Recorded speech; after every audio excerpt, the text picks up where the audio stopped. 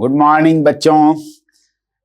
मैं NP Narayan retired government officer हूं और अभी इंडस स्टडी सेंटर के प्लेटफॉर्म से आपसे मुखातिब हूं और आज मैं आपको तना के बारे में विस्तार से बताऊंगा। स्टेम एंजियोस्पर्मिक प्लांट को मैं बता रहा था पिछली कक्षा में, तो अभी हमने रूट स्टडी किया है। अब हम लोग स्टेम के बारे में स्टडी करेंगे। किसी एंजियोस्पर्मिक प्लांट में स्टेम की संरचना कैसी होती है।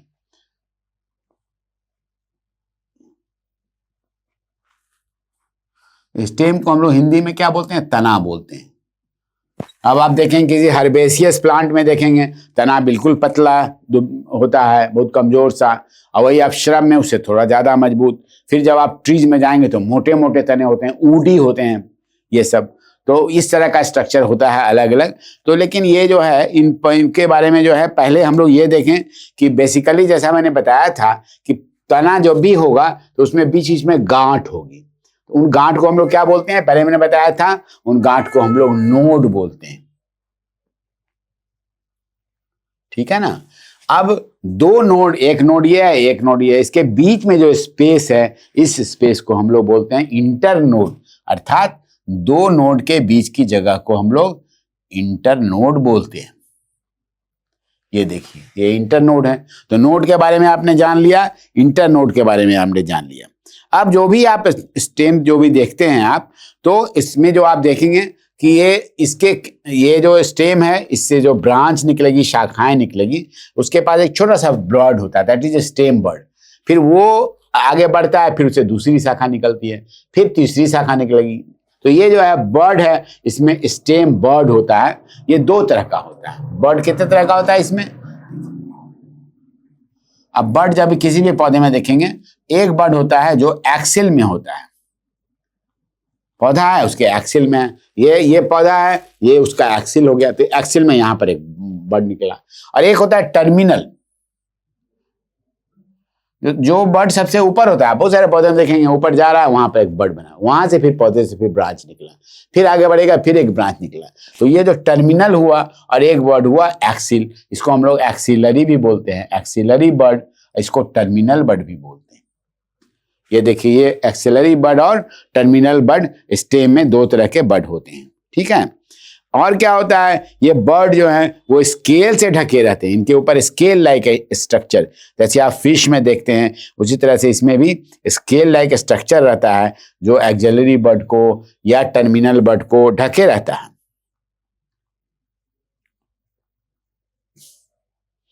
तो ये होता है, ये स्केल होता है इनको, इनकी सुरक्षा के लिए, तो कि बर्ड में किसी तरह की कोई दिक्कत ना हो।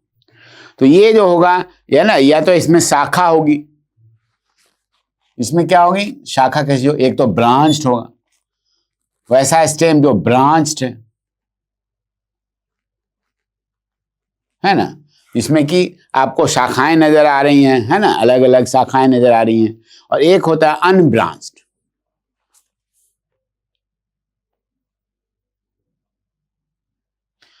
ये आपको स्ट्रेट पौधा मिलेगा, है ना, जिसमें कि कहीं कोई शाखा नहीं है, स्ट्रेट चला जा रहा है, कोई भी शाखा नहीं है, ऐसा भी हो सकता है।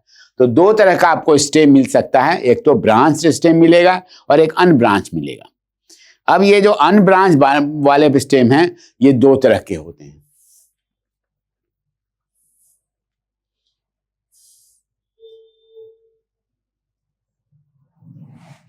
एक स्टेम को हम लोग इसमें बायोलॉजी में कहते हैं कॉडेक्स और दूसरे को कहते हैं कल्म। इसको नोट करते जाइए बच्चे, आप लोग सब लोग लिखते जाइए, ऑल स्टूडेंट्स, है ना। अब जैसे पाम का पौधा है आप देखेंगे, है ना, इसका एग्जाम्पल देखिएगा, कॉडेक्स स्टेम तो कहते हैं पाम। पाम का पौधा देखिएगा तो उसमें आपको नोट्स हैं और उसके बाद जो है ये उसमें कोई ब्रांचिंग नहीं मिलेगी आपको पाम में, है ना। तो ये हो गया कॉडेक्स। इसमें क्या होता है कि नोड और इंटरनोड के बीच में पूरी मजबूती रहती है ना। जबकि कल्म में क्या होता है, इसमें बैम्बू, इसमें जो इंटरनोड होता है ना वो खाली रहता है, हॉलो रहता है। ये बैम्बू प्लांट में इंटरनेट जो है ये दो नोड हो गया, बीच की जो जगह है बीच में हॉलो रहता है, खाली एयर रहता है, भरा हुआ। आप देखेंगे कभी बांस का स्टेम जब उठाएंगे, बांस को उठा के देखेंगे तो ये आप अंतर पाएंगे, जबकि इसमें ये बात नहीं है। कॉर्टेक्स में ये बात नहीं है, कल्म में ये बात आती है। इसीलिए इस आधार पर अनब्रांच स्टेम को दो भाग में बांटा गया है, या तो कॉर्टेक्स है या कल्म है। मोनोकॉट वाले प्लांट में देखिएगा उसमें स्टेम का कैसा रूट रहता है, तो उसमें एरियल स्टेम का जो अभी आप रूप देखे वैसा नहीं रहता है। अभी हमने पढ़ा डाइकॉट में, ये मोनोकॉट का जो प्लांट है, जैसे राइस का प्लांट हो गया, व्हीट का प्लांट हो गया, इसमें आपने देखा है मजबूत कोई ऐसा स्टेम निकला हुआ ऐसा नहीं रहता है। क्यों? क्योंकि वहां पर जो है देयर इज नो स्टेम, वहां पर क्या है, स्टेम का जो है स्टेम नहीं होकर के इसको हम लोग एरियल शूट बोल देते हैं। इसमें क्या होता है, एरियल शूट बोलते हैं इसको हम लोग, ठीक है, एरियल शूट होता है। यहाँ पर कोई स्टेम नहीं होता है मोनोकोटिलिनेस प्लांट में। क्या उदाहरण मैंने बताया, आप राइस में देख लीजिए, व्हीट में देख लीजिए, मेज में देख लीजिए, है ना। अब इसमें कुछ एक स्पेशल टाइप का भी आप देखेंगे, एक प्लांट होता है जिसको हम लोग इसके तरह के स्टेम को कहते हैं एस्केप स्टूडेंट। एस्केप क्या होता है, ऑनियन में कैसा स्टेम होता है आपको आश्चर्य लगेगा। ऑनियन में जो ऊपर में वो फ्लेशी लीफ है, नीचे में जो छोटा सा आपको जो डिस्क लाइक स्ट्रक्चर मिल रहा है, दैट इज ऑनियन स्टेम, उसको हम लोग एस्केप बोलते हैं। तो इस तरह से वेराइटी ऑफ स्टेम्स पाए जाते हैं। एक आपने डाइकॉट प्लांट्स का स्टेम देखा, फिर मोनोकॉट प्लांट का देखा, और ऑनियन में एक अलग स्टेम आपने देखा जिसको हम लोग एस्केप बोलते हैं। स्टेम में यदि ब्रांचिंग हो रही है तो वो कितने तरह की होती है? स्टेम की ब्रांचिंग, शाखा जो बनती है स्टेम में, वो दो तरह की बनती है। एक को हम लोग बोलते हैं रेसिमोज, एक रेसिमोज टाइप का ब्रांच होता है, और एक होता है साइमोज टाइप का ब्रांच। स्पेलिंग देखिएगा आप लोग ठीक से, है ना, racemose type and cymose type branch, है ना। इसमें जो है आपको क्या होता है, लेटरल ब्रांचेज होते हैं। बगल में ये रेसिमोज का पौधा है, रेसिमोज ब्रांच के इसमें निकल गया बगल में, फिर उसके बाद ऊपर आगे बढ़ा एपिकल मेरिस्टेम, फिर वहां पे फिर ब्रांच निकला, फिर ऊपर बढ़ा, फिर ऐसे ब्रांच निकला। इसको हम लोग बोलते हैं एक्रोपिटल सक्सेशन, एक्रोपिटल ऑर्डर में। एक्रोपिटल ऑर्डर क्या हुआ, नीचे में हो गए सब पुराने और ऊपर बढ़ते जाएंगे, नए होते जाएंगे। पहले नीचे शाखा हुई, फिर ऊपर बढ़ा, फिर नई शाखा बनी, फिर ऊपर बना, फिर नई शाखा बनी। तो इसको रेसिमोज टाइप ऑफ ब्रांचिंग बोलते हैं, इसको एक्रोपिटल सक्सेशन बोलते हैं। जबकि साइमोज में क्या होता है कि शाखाएं सीधे ऊपर नहीं बढ़ती हैं, एक थोड़ी देर पोजीशन में जाके फिर रुक जाएंगी, फिर वहां से नई ब्रांच निकलेगी, फिर वो ब्रांच जाके रुक जाएगा, फिर उसे तीसरी ब्रांच निकलेगी। तो इस तरह की जो ब्रांचिंग होगी उसको हम लोग साइमोज टाइप ऑफ, इसमें लिमिटेड ग्रोथ होता है साइमोज में, जबकि उसमें आपको लेटरल ब्रांच मिल रहा है। तो लिमिटेड ग्रोथ होने के कारण अब इसमें भी जो है कई तरह के आपको मिल जाएंगे साइमोज में। देखिए जैसे ऐसे, अब जैसे इसमें तीन, अब जैसे ब्रांचिंग अलग हो, पहले वाली ब्रांच को कहते हैं यूनिपेरस ब्रांचिंग। यदि उसमें एक शाखा बनी, फिर दूसरी शाखा बनी, फिर तीसरी शाखा बनी, एक ही शाखा बन रही है, आगे बढ़ा, यहाँ पर आके रुक गया, फिर एक शाखा बनी, फिर यहाँ पर रुक गया, फिर एक शाखा बनी। तो इस तरह को यूनिपेरस बोलते हैं। यदि मान लीजिए यहाँ पर आके स्टेम रुका, फिर दोनों ओर यदि बन गया, दो शाखाएं बन गई, तो उसको हम लोग, दो का मतलब बाई होता है, उसको बाईपेरस हम लोग बोलेंगे ब्रांचिंग को। और तीसरी शाखा जो बनी उसको मल्टीपेरस भी बोलते हैं, जिसमें कि एक पॉइंट पर रुकने के बाद कई,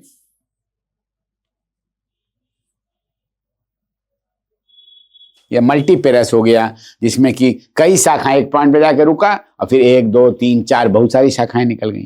तो यूनिपेरस टाइम जो है ये आपको मिलता है वाइन में, अंगूर के पौधे में इस तरह का ब्रांचिंग रहता है। एग्जाम्पल इसका क्या हुआ, वाइन। बाईपेरस आपको किस तरह में मिलता है, बाईपेरस जो ब्रांचिंग है ये आपको मिलता है धतूरा में, हिंदी में धतूरा बोलते हैं, इसको डैटूरा हम लोग बोलते हैं, है ना।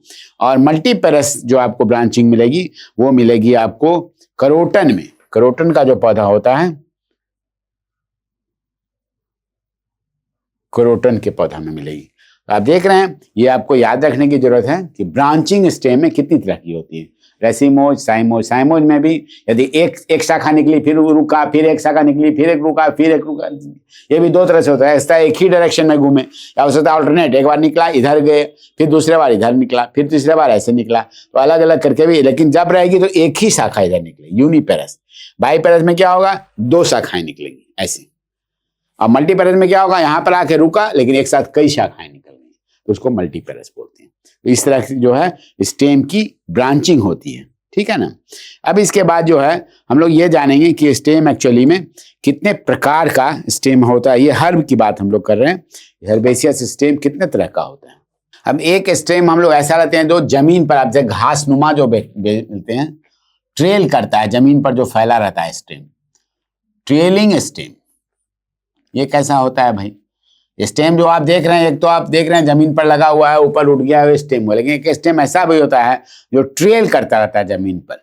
ये जमीन पर ट्रेल करने वाला स्टेम जो होता है, ये भी जो है 3 तरह का होता है। ट्रेलिंग स्टेम बोलते हैं इसको, ठीक है।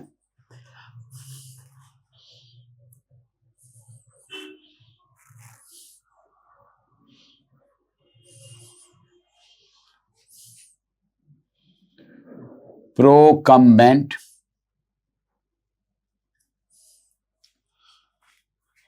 ये हो गया डिफ्यूज्ड। जमीन पर पसरे हुए, जमीन पर फैले हुए जो होते हैं वो 3 तरह के स्टेम होते हैं, प्रोस्टेट, डिकम्बेंट एंड डिफ्यूज।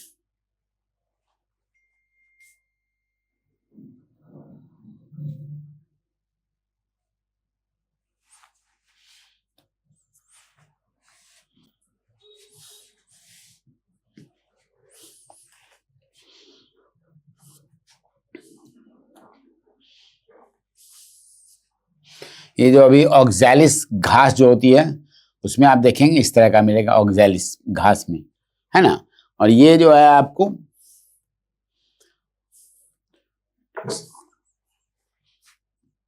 ये सब घास का ही वैरायटी है, अलग अलग ढंग का। ये ट्राइडेक्स है, ये बोराविया है।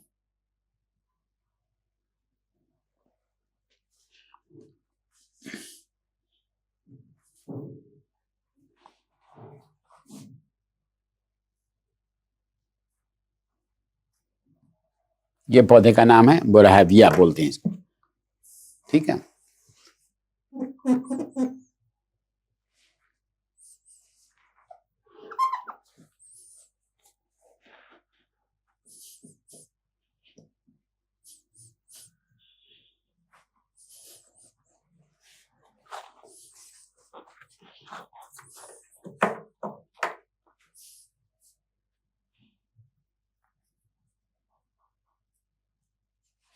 तो आपने देखा कि ये ट्रेलिंग स्टेम, एक तो आपने देखा जो वर्टिकली ये स्टैंड कर रहे हैं लैंड पर, सॉइल पर, वो अलग है।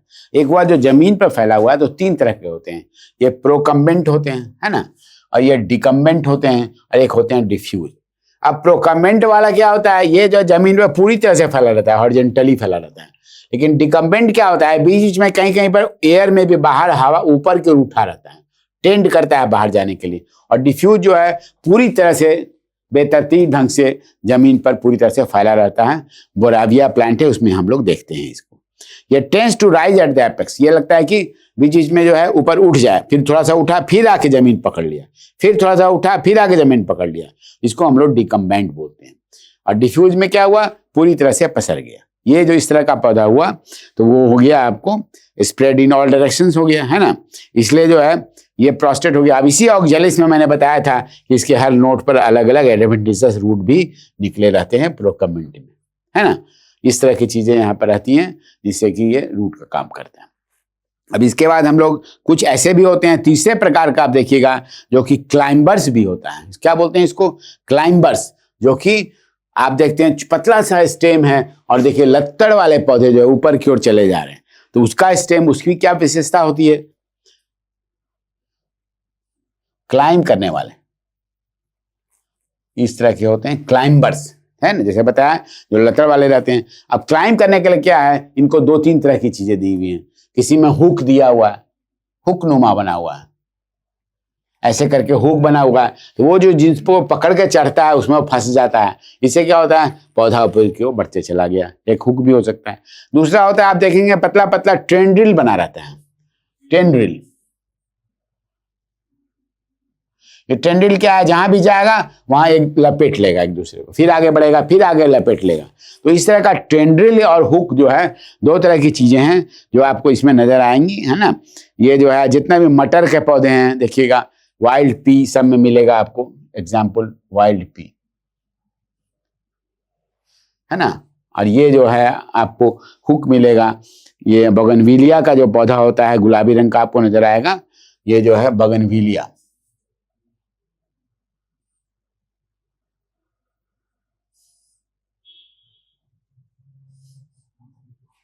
ये बोगनविलिया का जो पौधा है, इसमें भी आप देखेंगे ये भी जो ऊपर की ओर जाता है, इसमें कांटेदार हुक बना रहता है, जिसको कि